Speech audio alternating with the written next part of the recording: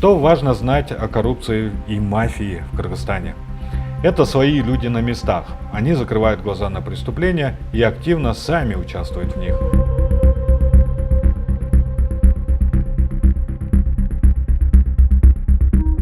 Отуз жылдан бери алмашылгыс кадр болуп келген чиновниктер жана депутаттар элдин акчасына байлык топтошту. Бирок караңгы күндөр артта калды. Эл арасынан чыккан элдик журналисттер коррупцияга каршы күрөшүүгө, аткаминерлерди элге баш ийдирүүгө бел байлап келүүдө. Лучший руководитель оказался никто иной, как родной племянник Камчыбека Ташиева, главы ГКМБ и лучшего друга президента после революции.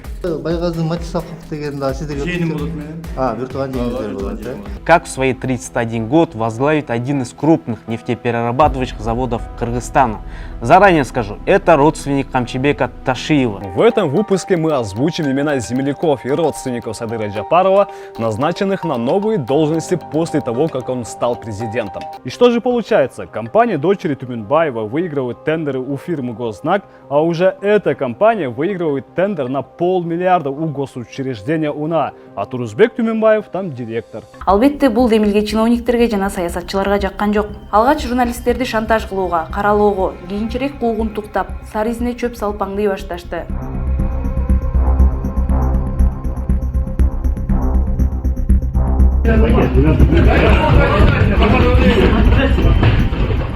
Бирок ошого карабастан элдик журналисттер калктын эсебинен байманап жашап жаткан коррупционер чиновниктердин чыныгы жүзүн көрсөтүп, бетин ачып, ашкерелегенин токтоткон жок. Хабибулла Абдыкадыр объявлен Садыром Джапаровым крупным инвестором строительства Бишкек-Сити и ряда других объектов. Строит Бишкек-Сити компания Bishkek Construction Development.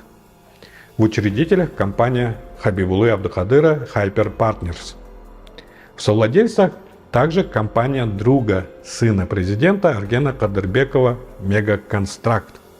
Помимо этого, еще один друг Рустама Джапарова Дастан Эрмекбаев Улу в учредителях компании Инвесттрейд. Там же в учредителях тоже компания Хабибуллы Абдыкадыра, но только Ташкент Трейд Центр. Инвесттрейд получил в аренду землю у погранпункта Иркештам.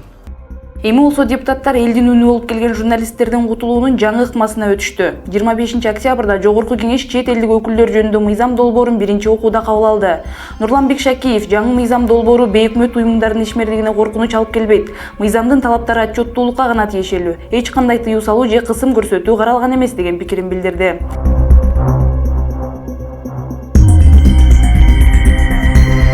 Бирок мыйзам чындап эле айтылгандай иштейби? Же биздин чиновниктер коррупциялык схемаларын элден жашыргысы келип жатабы? Бүгүнкү күндө бейөкмөт уюмдар бийликти коомдук көзөмөлдөөдө негизги роль ойношот. Коомдук көзөмөлдөөнүн натыйжасында чиновниктердин коррупция, бюджеттен акча урдоо сыяктуу мыйзам бузуулары аныкталып, иликтөөлөрдүн натыйжасында Райымбек Матраимовдукундай кылмыш иштеринин бети ачылган.